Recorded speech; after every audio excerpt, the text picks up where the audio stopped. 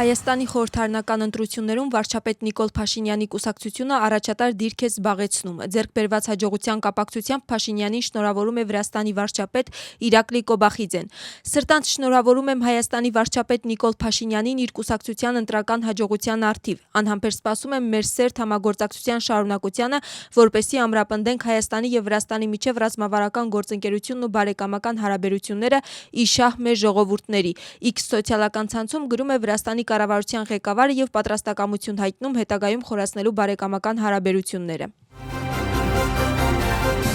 Իրանը հրթիռների ալիք է արձակել հյուսիսային Իսրայելի ուղղությամբ։ Բալիստիկ հրթիռների արձակման պատճառով երկրի մի շարք հատվածներում հնչել են օդային տագնապի ազդանշաններ։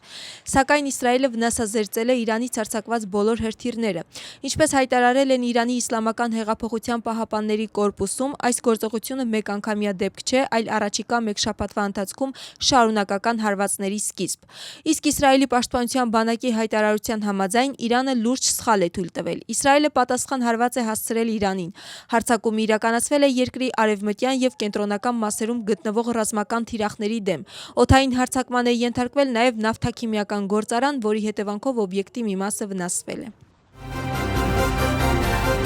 Ընդդիմադիր դաշինքում հակասություններն ավելի են սրվում։ Թամար Չերգոլեիշվիլին սոցիալական ցանցում քննադատում է Միխեիլ Սաակաշվիլիի համախոհներին եւ նրանց կոչում բանդերլոգներ։ Այս բանդերլոգները ժխտում են մարդու ընտրությունն ու նրա ազատությունը։ Նրանց համար բոլորը անասուններ են, որոնց արժեք տալիս է քաղաքական մոլուցքով խելագարված առաջնորդի ուժը, գրում է Չերգոլեիշվիլին։ Ֆեդերալիստների առաջնորդն այս գրառմամբ արձագանքել է Ախլեբի կուսակցության եւ ազգային շարժման միջև հակամարտությանը, որի ընթացքում Աննա Ծիթլիձեն հիշեցրել է Գվարամիային նախկին քաղաքական վիրավորանքների մասին եւ նշել, որ նա քաղաքական առումով թալանել է ազգային շարժումը եւ անձամբ Միխեիլ Սաակաշվիլիին։ Նշվածի հետ կապված գնահատականներ են արվում նաեւ իշխող թիմում։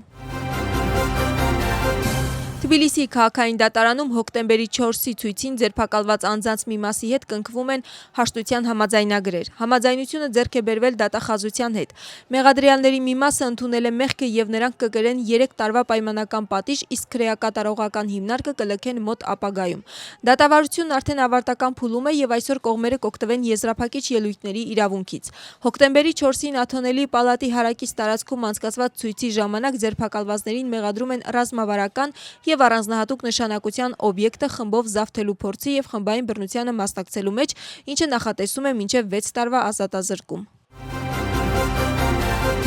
Թբիլիսիի դասական գիմնազիայում կայացել է դպրոցական շախմատի օլիմպիադայի Նոնա Գափրինդաշվիլիի գավաթի եզրափակիչ միջոցառումը։ Կրթության նախարարի տեղակալ Թամար Մախարաշվիլին հայտարարել է, որ տարրական դպրոցներում շախմատը որպես պարտադիր առարկա ներմուծելը կարևոր որոշում էր, քանի որ այն նպաստում է աշակերտների տրամաբանական մտածողության, ուշադրության կենտրոնացման եւ մտավոր ունակությունների զարգացմանը։ Առաջին տեղը զբաղեցրել է Քութայիսի Անդրիա Ռազմաձեի անվան ֆիզիկա-մաթեմատիկական հանրային դպրոցի թիմը։ Երկրորդ տեղում է հայտնվել Ախալցիխեի թիվ 1 հանրային դպրոցի թիմը, իսկ երրորդ տեղը զբաղեցրել է Ամբրոլաուրի թիվ 1 հանրային դպրոցի թիմը։ Հաղթողներին փոխանցվել է դիպլոմներ, մեդալներ եւ գավաթ։ Մշակույթի նախարարության աջակցությամբ իրականացված նախագծի նպատակն է վրացական ֆոլկլորը համադրել ժամանակակից չափանիշների հետ։ Ավանդական մշակութային ժառանգությունը բեմում վերակենդանացվել է նոր տեսողական եւ բեմանկարչական էֆեկտների միջոցով, որոնց վրա աշխատել են ռեժիսոր Բասա Փոցխիշվիլին եւ նկարչուհի Թամար Փոցխիշվիլին։ Համերգը հանդիսանում է Անզոր Էրքոմայիշվիլիին եւ Ֆրիդոն Սուլաբերիձեի ստեղծագործական ուղու շարունակությունը։ Նախագծի նպատակն է, որպեսզի վրացական երգն ու պարը միջազգային հարթակներում դառնան առավել դինամիկ եւ գրավիչ։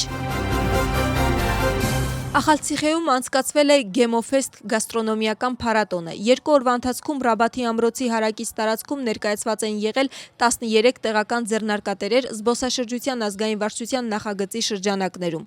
Փառատոնի շրջանակներում կազմակերպվել են ձեռնարկատիրական տոնավաճառ, ագրոտարածք եւ մանկական գոտիներ։ Այցելուները հնարավորություն են ունեցել ծանոթանալու Սամցխե Ջավախքի խոհարարական ավանդույթներին եւ համտեսելու հազվագյուտ մեսխական ուտեստներ։ Նախագծի նպատակն է հանրահռչակել տարածաշրջանային խոհանոցը, աջակցել տեղական ձեռնարկատերերին եւ խթանել ինչպես ներքին, այնպես էլ միջազգային զբոսաշրջությունը։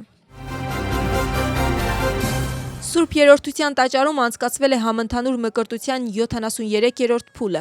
Ամենայն Վրաստանի կաթողիկոս պատրիարքի սան է դարձել 620 երեխա։ Համընդհանուր մկրտության շրջանակներում երեխաներին առաջին անգամ մկրտել է Շիո III-ը։ Այս ավանդույթի հիմքը ժողովրդագրական իրավիճակի բարելավման նպատակով դրել էր Իլիա III-ը 2008 թվականին։ Այդ ժամանակից ի վեր ծնողների ցանկության դեպքում Վրաստանի պատրիարքը դառնում էր ընտանիքի յուրաքանչյուր երրորդ եւ հաջորդ երեխայի կնքահայրը եւ ընդհանուր առմամբ նրա սաների թիվն անցել է 50 000-ից։ Ներքին գործերի նախարարության պարեկային ոստիկանության աշխատակիցները ձերբակալել են նախկինում դատապարտված 2 անձի առանձնապես խոշոր չափերով թմրամիջոցների եւ հոգեմետ նյութերի խմբակային, ապօրինի ձեռքբերման, պահպանման եւ իրացմանը նպաստելու մեղադրանքով։ Իրավապահները Թբիլիսիում մեղադրյալների անձնական խուզարկության եւ բնակելի տան խուզարկության արդյունքում առգրավել են առանձնապես խոշոր չափերով տարբեր տեսակի թմրամիջոցներ եւ հոգեմետ նյութեր։ Հանցագործությունը նախատեսում է մինչեւ 20 տարվա կամ ցմահ ազատազրկում։